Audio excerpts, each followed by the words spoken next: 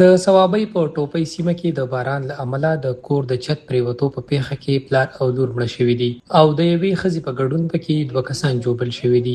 د ریسکیو چارواکو تر مخه ژوبل شوي مور او زوی د درملنې لپاره روغتون ته منتقل شوي دي. بلخوا د تېرې شپې بارانونو د صوابۍ په یو شمېر سیمو کې د سیلابي اوبو وضعیت رامنځته کړی دی.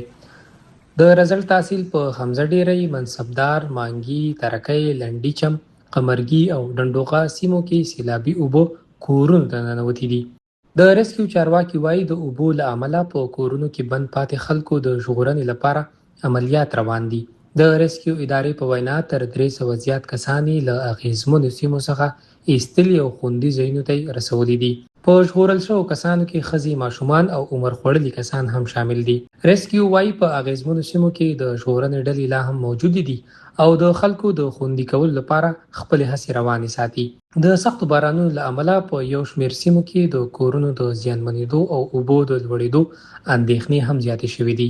چارواکي له خلکو غواړي چې د سیلابي اوبو له سیمو لرې پاتې شي او د اړتیا په مهال د ژغورنې ادارو له لارښوونې سره سم عمل وکړي.